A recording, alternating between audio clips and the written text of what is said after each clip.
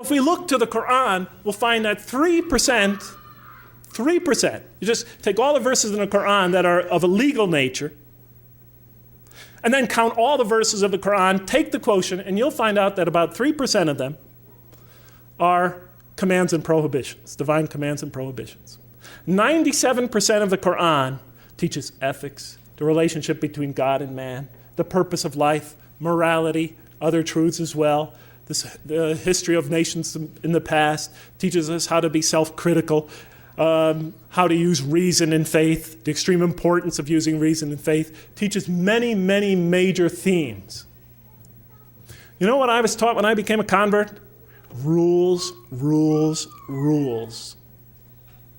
If I hadn't studied this religion myself and entered this religion and all I received were rules, rules, rules, I would have left it the next day.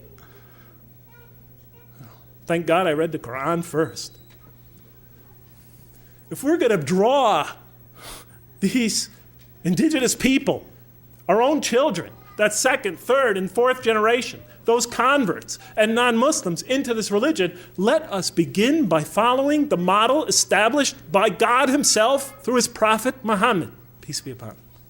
Or as he once said to Mu'adh bin Jabal on his way to take the dual leadership of the community in Yemen, as you all well know, he said, first teach them that there is no God but God, and that Muhammad is his messenger.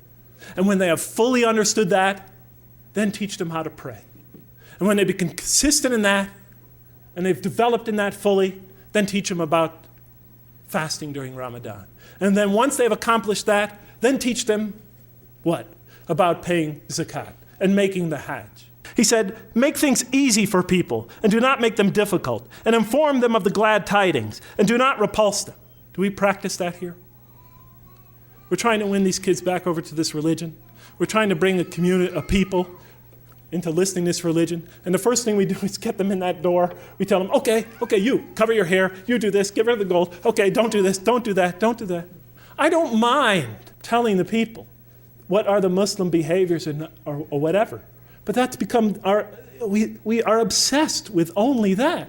When we bring people into our community, don't expect them to become Middle Easterners or Arabs or Pakistanis or Sri Lankans the next day or ever even.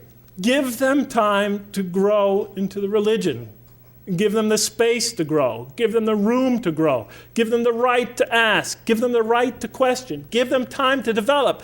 The Quran gave them 13 years in Mecca and then slowly but surely brought them along after that. We always put the cart before the horse. Give them time.